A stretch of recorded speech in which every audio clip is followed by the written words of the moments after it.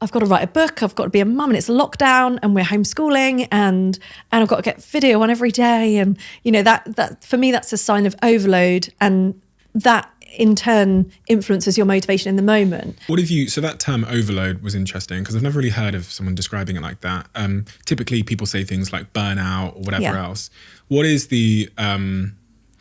I guess the cause and or the cure for people that are feeling overloaded? Because I guarantee you like 95% plus of people listening to this now, especially in the world we live in, will be feeling some sense of relative subjective overload in their lives, including me. Yeah, and I think we're subjected to these kind of ideals of everything, aren't we? And, for parents, there's this kind of all these images about what it means to be the ideal parent, depending on what kind of content you're consuming.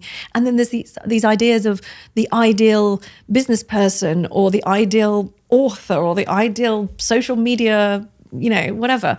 And because we're subjected to so many of them, we then just overextended. We're trying to do everything perfectly and it's impossible. And then we feel terrible and we feel like we're failing or we're at fault, rather than the culture that says you can be anything you want to be.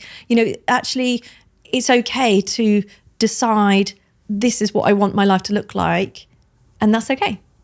It's okay for it to be like that, and for people to have goals that are smaller than others. I think it probably leads to a much more psychologically healthy outcome.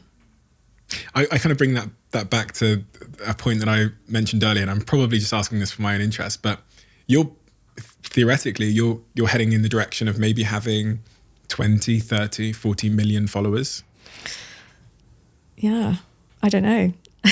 And then the demands on your time are going to be, people are going to be offering you your own TV show, and they're going to be asking you to write 7 books on a 7-book deal, and everyone's going to want you on Loose Women and ITV's Good Morning. All of these, it's going to be constant. So how are you going to navigate all of that? Probably call you and say, Stephen, what am I going to do? Advise me. I honestly don't know. And because that is the direction of travel you're going in, right? You're producing more and more content, which is going to grow your audience even more. Your book's a smash hit, 4 times #1 Sunday Times bestseller.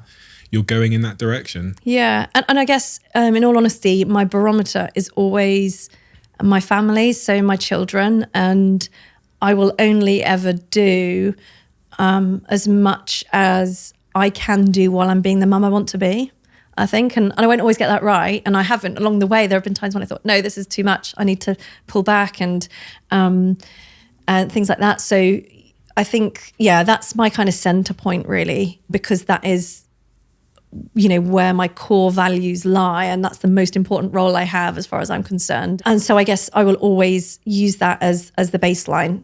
Is this going to have a detrimental effect on my family or not?